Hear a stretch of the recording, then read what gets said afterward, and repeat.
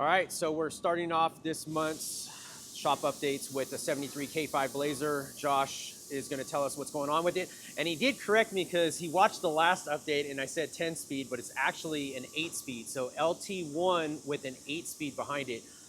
Josh, let me know what's going on. What have you been doing with this truck since last time we checked on it?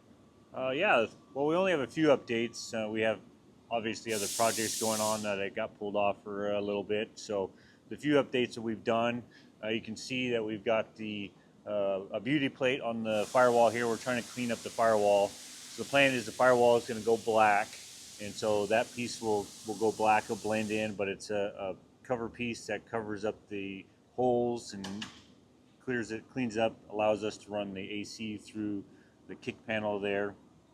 We've got the engine harness ran through the firewall there. Got a couple connections left, but you can see we've got the coil connectors all hooked up, and we've got our coil covers on here. The plan is the coil covers will go orange, and so you'll have a nice contrast with the black firewall, but the color pop on the coil covers there will dress it up pretty nice. And to let everyone know what they're actually looking at right here, this is something that a lot of these new LT, LT motors and LS motors, a fad that's been, really sprucing up the look of these, are putting an actual coil pack cover that resembles a valve cover, a traditional type of valve cover. Yeah, in the past, what we've done is we've pulled the coils off and relocated them, hide them away, and then put a kind of more standard looking valve cover on there. That obviously takes a lot more work that's involved. So this simplifies the process, but also allows us to cover up the ugly coils that are mounted to the side. So we're finalizing some mounting solutions for the radiator. Make sure we get the radiator in with the two big Spall brushless fans to keep this thing cool. We got the battery tray getting mocked up in the front here. We're going to go to a single battery with the excess battery. Should be more than enough for what we need. And so aside from that, we got the inner fenders out. As you can see, we're going to go through and we're going to patch up all the holes, excess holes in the inner fenders, make them smooth, look a lot nicer. And are the inner fender, like, I know the firewall you said was going to go black, but like on the inside of the fender, is that all, like the whole engine bay is going to be black? Yeah, it's pretty much going to be black. I don't think we're gonna do anything with the orange here on this portion of it, but yeah, as far as the firewall and the inner fenders themselves, they'll be black. Do we know if it's going to be like a satin black or gloss black? Typically, we do a hot rod black, which is more of a satin black. Yeah. It mutes it down so it's not too shiny. I'm sure that's probably be the case for this too. Now, ideally, what we want to do is the highlight of the engine bay is the engine, and so by blacking out some of the other things, it draws your focus to the engine and where the central focus point typically is. So, do we have any updated info on that unit right there? Not yet, no. Okay, but what is that? Just for the people that are watching, what is it exactly? Yeah, just to recap, it's an electronic brake booster made by Tesla, and so instead of your typical vacuum brake booster, it's all electronic, and so it senses the travel of the rod and it engages the booster to allow for better braking. So we might start seeing a lot more of that in the hot rod world in the upcoming years. Yeah. Okay. We got the new wiper system on here, which is a lot smaller, so it definitely reduces the size of the wiper motor on there. It's made by Detroit Speed. And aside from that, realistically, the only other thing that I've been doing is more wiring, which really isn't too much to show, just getting everything run for the body. Got the taillights wired in, running the wires back for the fuel system right now, your fuel pump, your fuel pressure sensor, stuff like that. So just chugging along little bit by little bit. Do we want to give a little hint to what's sitting over here on the table right here? Oh, that's right. can't forget about that. Yeah, right. It's not on the car yet, and so it's hard to see. Right. So we got all of our billet pieces for our side trim, and so you can see they turned out really nice and straight, and so they'll get similar to the stock pieces. They'll get polished with a color insert to probably stick with the black unless the customer wants something different. Have we actually fitted them on the truck yet, or is this like we just got them back? I've placed them up on the truck, so just to get an idea of how they fit on there, and I mean they just go right on there. Wow. As usual with George and scanning everything, it's so precise, and it just slides right on there, follows the curvature of each body panel. It really makes installation a lot easier when everything just goes right up on there. So yeah, it's gonna look really slick. And just to reiterate, in the last video, we had a bunch of dots on the side of the truck, and that was for the reason of scanning it, putting it into the computer, and then basically George, our in-house designer, basically designed all these moldings for the side of the trucks. That's one of the things that we do here is we leverage that technology. By scanning it, getting it all in the CAD, it's precise. It's exactly what we're working with. And so when these show up, there's no reworking in much of it, if at all, because we're working with the actual vehicle in CAD to design it, and it bolts right on. So we'll look forward to next month update, but that's everything for this month. This truck is coming together quite well, and yeah, it looks great. So thanks again, Josh, and we'll look forward to the next update. Sounds good. All right, we have Delesh's 1978 Mercedes 450 SEL. Stu's got it out of the fab department and is now in pre-assembly because you are assembling some of the design parts that you guys have been making for this car for the last months, correct? Yes. What's going on with this front bumper? I see you got Well, a that's jack where underneath it. we just got that in a day or so ago. We got it assembled. We're getting it set on the car so we can make the mounting bolts into the car to mount it, but we have it just assembled onto it to mock up to see where we want to mount it at. So in previous updates, we've had just a driver's side section of this bumper in many different renditions, whether it was 3D plastic, otherwise the more recent in aluminum. But now this is the final bumper, and you're mocking it up to actually fit it to the car and be attached to the car for good. Yeah.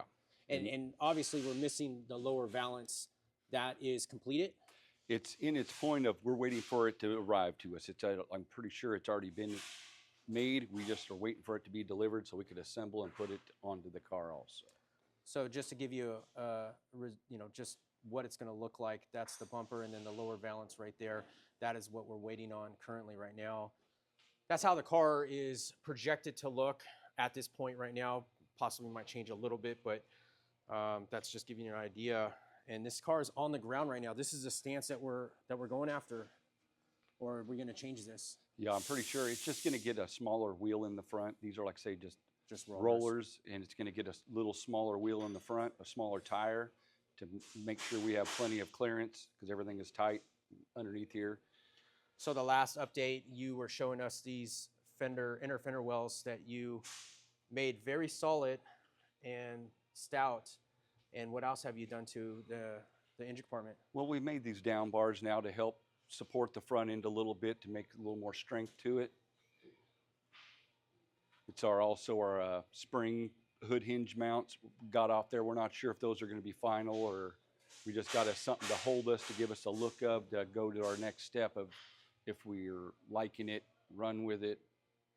Yeah, just mocking it up and seeing what you guys... That's it. But the front of this in the motor compartments more or less is already done. They're designing the last cover plate that goes over the radiator.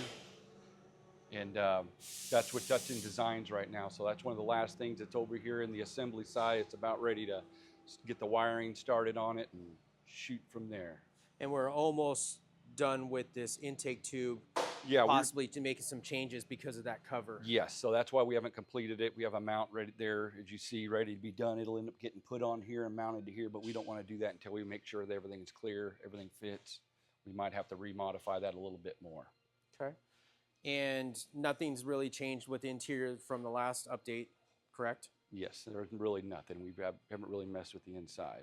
It looks like we have a full 3D scanned lower rockers on it, so I'm guessing we're getting close to... Yeah, those are going to probably be getting machined here soon. And let's take a look at the rear. Last time you were just finishing up on the rear, and it looks like we're all done and mocked up.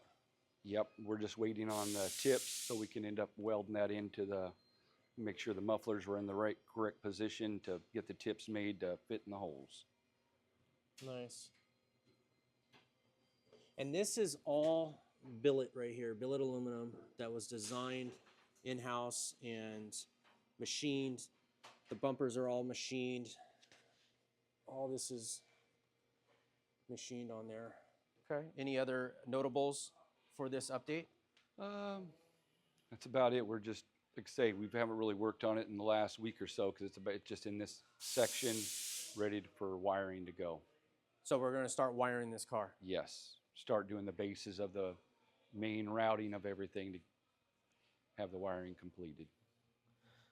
Yeah, this is a pretty cool project. Obviously, you don't typically see a Mercedes sitting in a hot rod shop, but if the customer is into these cars and they want to hot rod it out, let's do it, right? That's what they get. Right.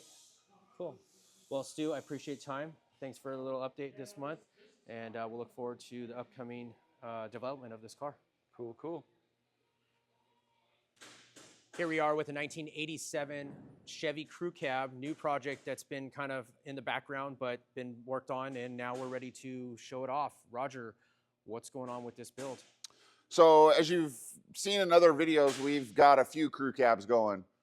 We have the 73, I believe it is, dent side Ford that's got the Godzilla motor. We've got two bump sides that are kind of in a parts waiting position. We have one chassis for one of them, but not the others. We've just been trying to get through a bunch of very large projects that we have going with the 35 Chevy that we'll unveil in January at Grand National Roadster Show. That's been taking up a lot of our time with a lot of different parts and pieces we've been doing. And we finally got most of the parts for this. So there was some discussion from Chevrolet earlier this year that they were going to come out with what I believe was called an L8T engine, not the L8P. And it was supposed to be a performance version of a high torque, large displacement Godzilla version of a GM engine.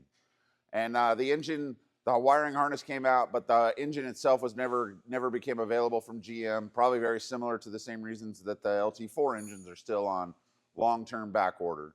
So we got with Don Hardy and built a 6.6 liter L8P torque monster. He's dynoed it on the dyno with a carburetor just so he could keep it simple with the LT motor so that we could run the 10-speed transmission behind it with an Atlas transfer case. As that package is sitting inside of an RS4 custom built crew cab short bed chassis for the RS4 solid axle platform. The other thing we're trying to do is just build a truck that's pretty simple to put together. As you can see, my buddy Troy from BBT Fab made this firewall cover panel. Some people might think it's ridiculous. Oh, you could just smooth it. Oh, you could just body work it. Oh, you could just do those things. But we're just trying to make it where it will go together the quickest. And really, those parts really shine on a car that would already be painted. Obviously, this one will get painted, but we don't have to do the fab work, and it just kind of covers it up. It gives you a place to route the AC hoses that come out of it, and it bolts right in place. You can powder coat it, and you're kind of done. And so we're just getting everything. The cab has been blasted and powder coated. We're getting ready to fit all the sheet metal to the blasted cab. Getting ready to do the same thing, grind the edges, fit the doors. Not trying to do full show car fitment. Just make it where it's clean, make it where it's right, make it where it's fun. And so we're really trying to work on just really developing that concept of building fun cars. Where you're not really concerned what a guy at a car show thinks about it because you're driving it. You're having fun in it. You can take your buddies in it. The crew cabs are really nice for larger guys. There's room in there for larger guys. There's room to put your buddies in the back seat. There's even been jokes among myself and other guys in the industry of we should have a road tour with big trucks. And I guess when you're from Bakersfield, you might as well build a few big trucks. So as we've progressed through this truck, we've mounted a dash bar in it, which we do in a lot of cars to mount all of our accessories under the dash, and that'll get placed back in the car here shortly to mount the ECU, to mount the AC, to mount the Dakota Digital stuff, to mount all the things that would get stuck under the dash, to mount it solidly to the dash bar and not to just sheet metal screws to the backside of the firewall. It also stiffens up the column and the brake pedal to make that thing pretty stout. We'll probably put one of those Tesla booster covers and things like that that Troy makes from BBT as well to put the Tesla power brakes on this truck. Do you, I know we're doing that in the K5 Blazer. Is there any information on what what that is? Well, obviously it's from a Tesla. Obviously, there's a lot of guys who are doing it. We've never done it. I don't know how it works. I've talked to guys who are trusted guys that have done them, and they say that they work really good. They say they work really well on big cars. And so it always seems like some of these bigger cars with bigger brakes that have a larger demand on the brakes, they almost stop better sometimes with stock brakes than trying to get it sorted to a master cylinder that's going to move the right amount of fluid, give you the pressure that you want, to give you the feel in the pedal, to where either the brakes become very stiff or the brakes become very soft. And so we're going to try that, which we should have the Blazer on the road here shortly, early first quarter of 25. We should have that thing on the road. And that'll be a time when that's a bolt-on piece, so we can, if that works well, then we'll put it on this car to see.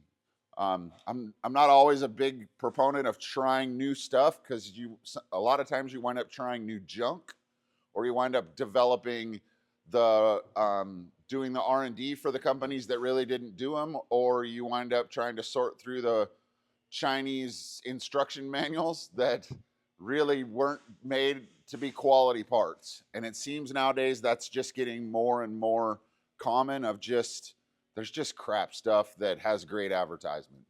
And so we really want to put these cars together with great parts, make them work well, stop well, drive well, do all those things. And you want to try some new things, but you also don't want to get carried away. Do we have an understanding of color combination with this truck? We actually have a color combo, which is going to be blue with the white inserts. We have some Method wheels in storage to go with this truck to kind of give it a little bit of that Southern California off-road vibe, I guess. So probably some, 18s or? 18s. Yeah. We'll probably put 37s on this with 18s. BF Goodrich tires, of course. And I'm just we'll put amp steps on it to make it easy to get in and out. Just a lot of those things. We're really not going to do hardly any body mods. We shaved the cab lights because we decided that the half-ton look was better than the tow truck look. So simple mods, but nothing outrageous, not a show truck, a user truck, a very well-built truck to drive and use. Just make it fun. Make the AC blow cold, make the interior comfortable, room to put stuff.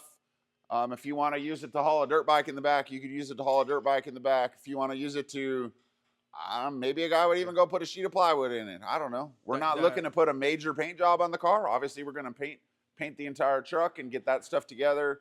Obviously, we got a new bed instead of sourcing one that was just beat up. So we don't have to deal with the bodywork side of a truck bed that got, the brakes slammed on and the front panel's damaged, or the floor's all dented up from them throwing stuff in the bed. It just makes it a quicker process to the end. Sounds like the owner of the truck definitely knows what he's after and he wants to achieve.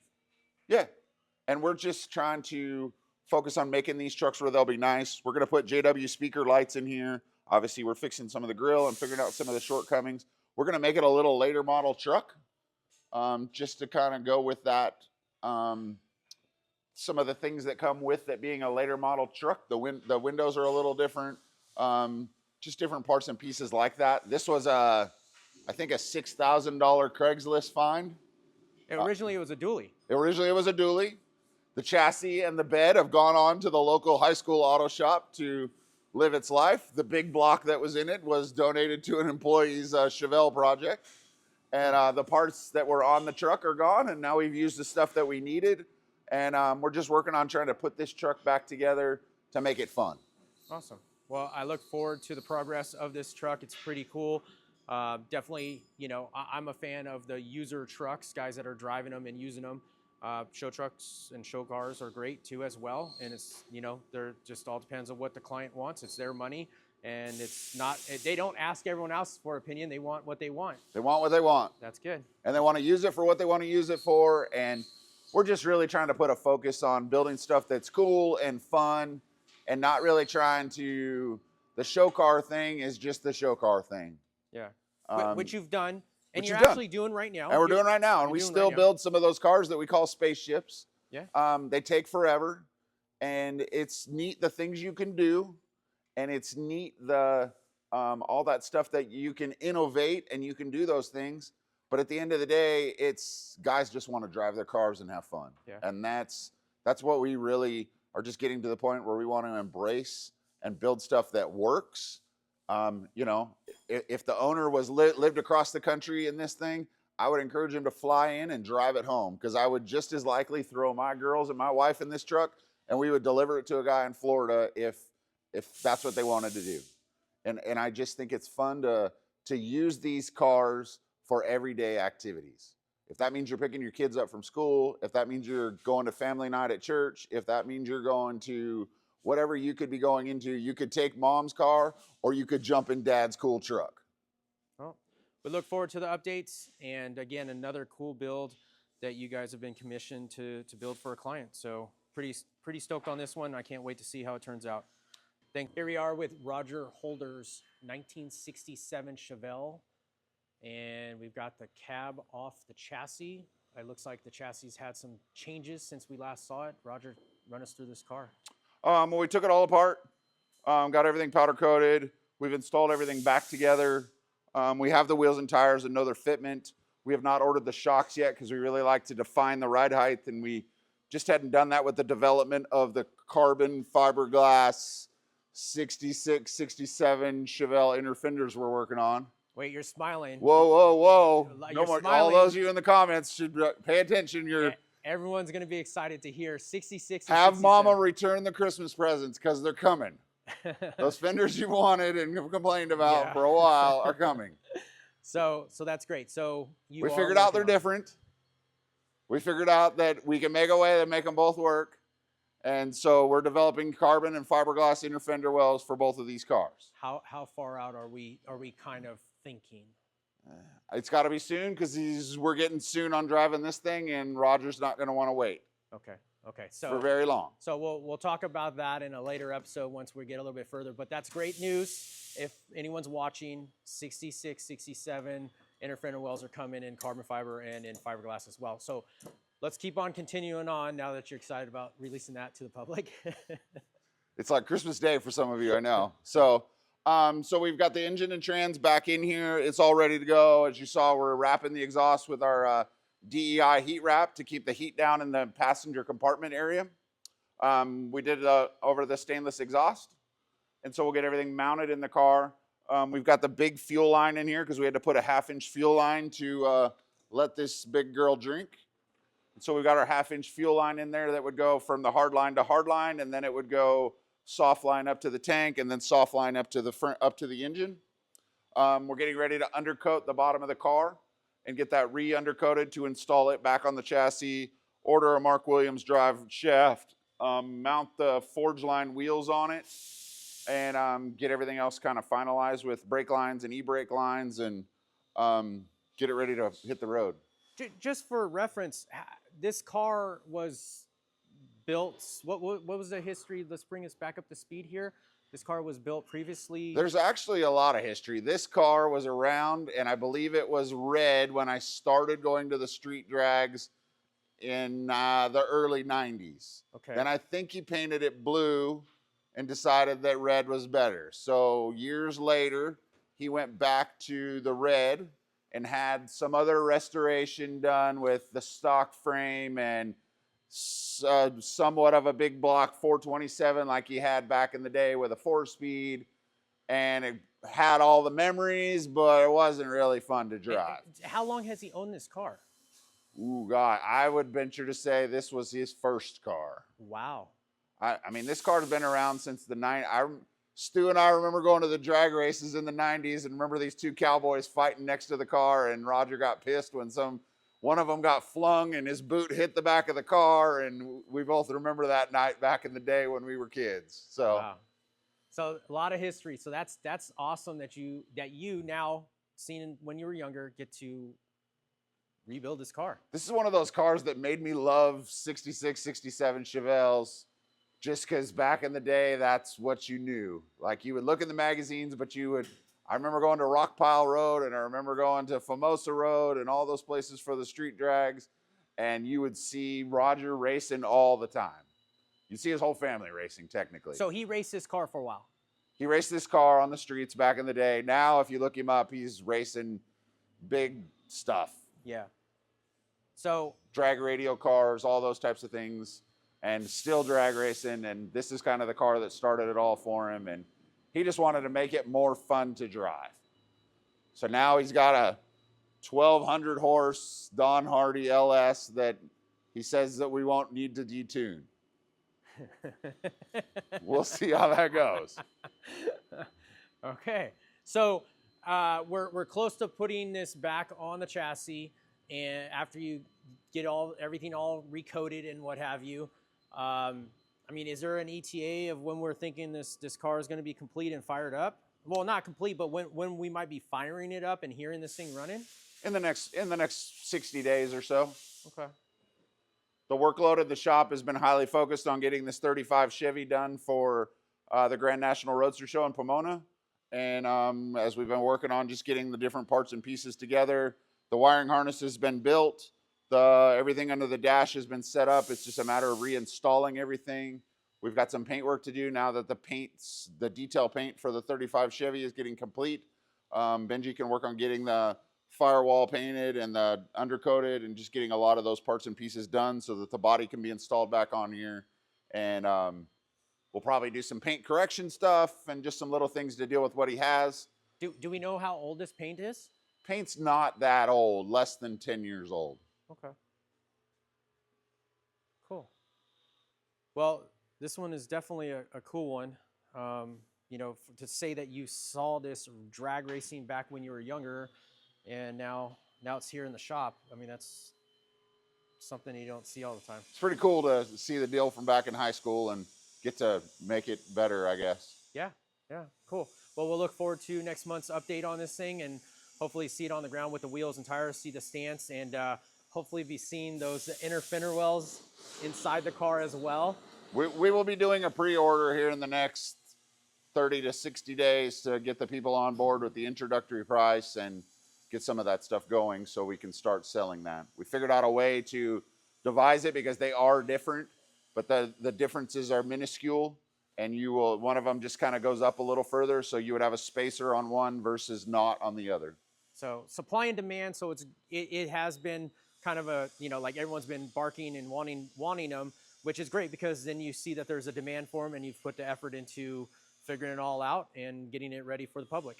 And I have a customer car that we can put them on and do those things. Yeah, cool. Well, we'll look forward to next month's update. Thanks, Roger, for running us through this 67 Chevelle. No problem. Thank you.